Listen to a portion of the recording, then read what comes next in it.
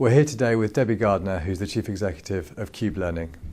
Please tell me what your business does at Milton Park. We're a work-based learning training provider. So here in the park we've got all our administrative functions. We've got 17 people here and they do a variety of different roles, and across the country we're delivering apprenticeships in hospitality and catering, retail and business services type qualifications, so management and team leading. And we have a recruitment agency that we run, a free recruitment agency to find jobs for young apprentices as well.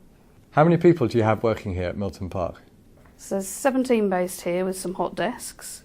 We've got finance department, HR department, design and marketing. Most of the people here are from the data and information team. So I think there's 11 people in that team.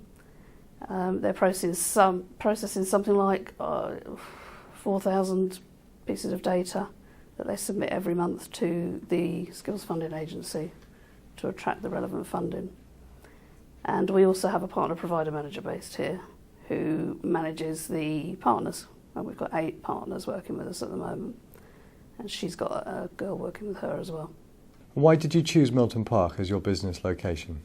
Quite a few reasons. One was because we've always been in Oxfordshire, so it's an established base for us. One was because we had staff in Wallingford and we wanted to retain those people, so it needed to be close enough. The road links are pretty good here, car parking, and the whole professional image compared to where we were before as well. So the first impression for visitors is quite important to us, and the hub here. So we wanted to be close to the centre so that the team downstairs, a lot of whom are young, could have a bit of lunchtime relief and not just be sat in the office all the time. So they're the main reason. Value for money as well. And also the opportunity to network. So with all the other companies that are on here, we can see a good business opportunity. How do you see the future landscape of government-funded skills training for young people and for adults? I think it's a bit of a challenge. There's a challenge between needing to use the government funding wisely and making savings from public spending versus a requirement to upskill people and help us of all ages really to build the economy. So I think it'll be a challenge.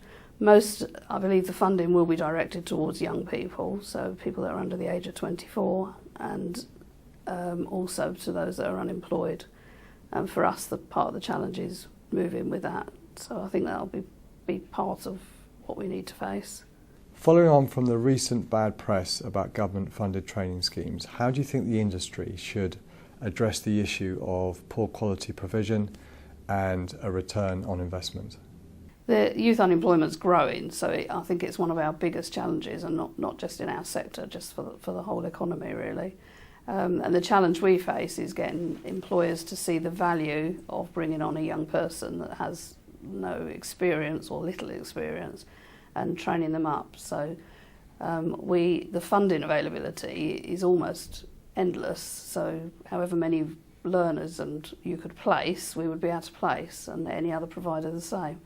But the difficulty is, and as there's a huge pool of candidates for every job, a lot of employers would prefer to take an experienced person on rather than take somebody on that can't add value immediately. So I think the challenge is getting employers to see the value of taking a young person and actually nurturing them and developing them into something that's really meaningful within their business. How do you persuade employers to become involved?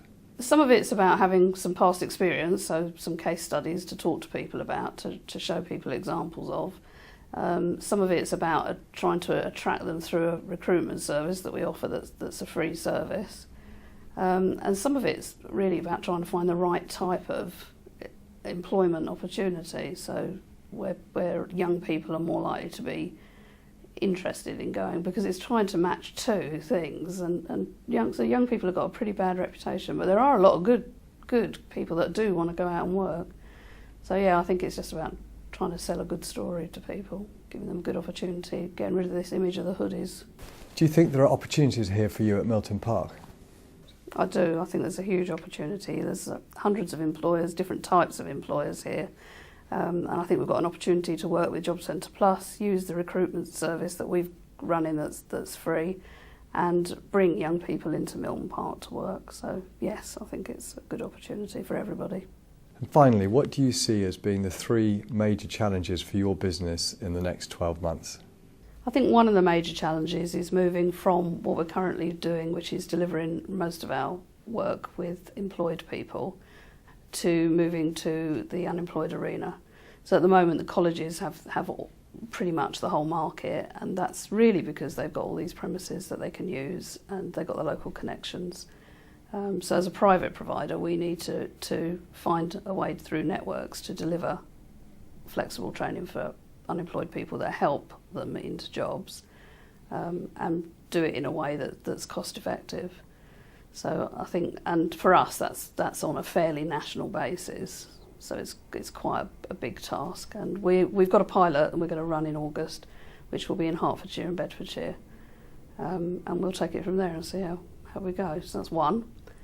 Another one is to attract some commercial revenue into the business, because about 95% of our revenue is from government funding at the moment, and we really need to shift that so that we get a balance and we can draw in some revenue that comes from people actually paying for the training that we deliver.